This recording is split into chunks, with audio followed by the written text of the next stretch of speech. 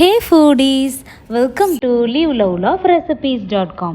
இன்றைக்கி நம்ம சேனலில் நம்ம பார்க்க போகிற ரெசிபி வீடியோ என்னன்னு பார்த்தீங்கன்னா 90's கிட்ஸ் எல்லாத்துக்குமே ரொம்ப ஃபேவரட்டான குச்சி சிப்ஸ். இந்த குச்சி சிப்ஸை உருளைக்கிழங்கு வச்சு செய்ய போகிறோம். இது எப்படி வீட்டில் சூப்பராக கடை டேஸ்ட்லேயே செய்யலாம் அப்படிங்கிறத பார்க்கலாம் வாங்க. இப்போது இந்த சிப்ஸ் செய்யறதுக்கு நான் 3 பெரிய சைஸில் இருக்கிற உருளைக்கிழங்கு எடுத்திருக்கேன்.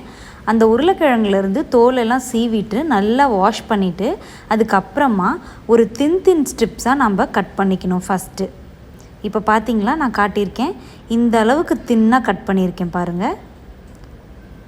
ஸோ ரொம்ப தின்னாக கட் பண்ணிக்கலாம். இப்போது இது எல்லாத்தையுமே ஒன்றா சேர்த்துட்டு மறுபடியும் இதை சின்ன குச்சி ஷேப்பில் நம்ம கட் பண்ணிக்க போகிறோம்.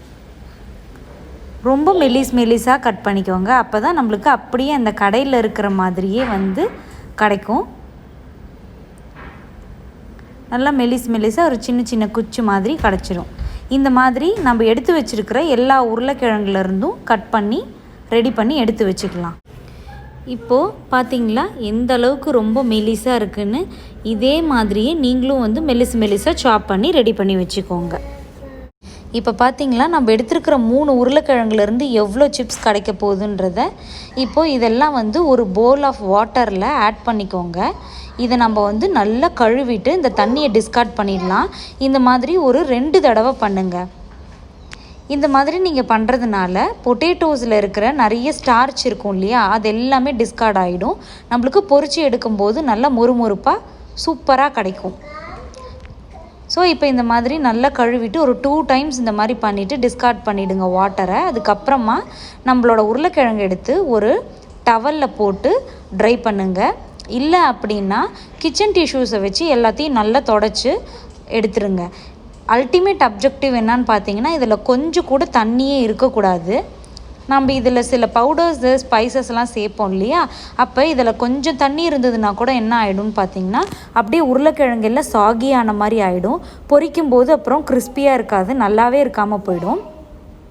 ஸோ இதெல்லாம் நல்லா தொடச்சிட்டு ட்ரை பண்ணிவிட்டு இப்போது ஒரு பவுலில் எடுத்து வச்சிட்டோம். இப்போ இதுக்கு தேவையான மாவுலாம் ஆட் பண்ணிக்கலாம். ஃபஸ்ட்டு இதுக்கு 2 டேபிள் ஸ்பூன்ஸ் ஆஃப் கார்ன்ஃப்ளவர் மாவு ஆட் பண்ணிக்கலாம். உங்கள் கிட்டே இருக்கிற உருளைக்கிழங்கோட குவான்டிட்டியை பொறுத்து தான் இந்த மாவெல்லாம் ஆட் பண்ணணும். ஸோ நீங்கள் இதை விட அதிகமாக எடுத்திருந்தீங்கன்னா நான் சொல்கிற இன்க்ரீடியன்ட்ஸ் எல்லாமே அதிகமாக ஆட் பண்ணிக்கோங்க.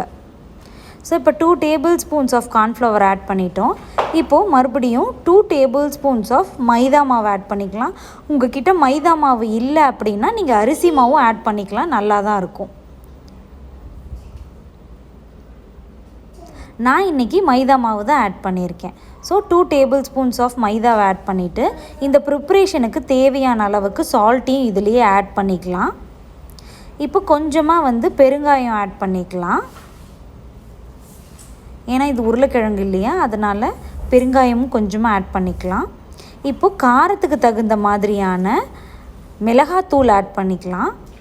நான் கிட்டத்தட்ட 1 டேபிள் ஸ்பூன் அளவுக்கு மிளகாத்தூள் ஆட் பண்ணியிருக்கேன். இப்போ மிளகாத்தூளெல்லாம் ஆட் பண்ணிவிட்டு இதில் தண்ணியே இல்லாமல் அப்படியே நல்லா பிசைஞ்சு விட்டுருங்க கையாலேயே.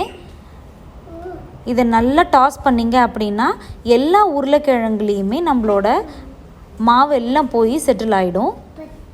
இப்போ இந்த மாதிரி நல்லா பெரட்டி விட்டுட்டு இதை சூடாக ஆயில் இருக்கும்போது அந்த சூடான எண்ணெயில் இதை போட்டு பொரித்து எடுத்திங்கனாலே நம்மளுக்கு எல்லாமே ரெடி ஆகிடும்.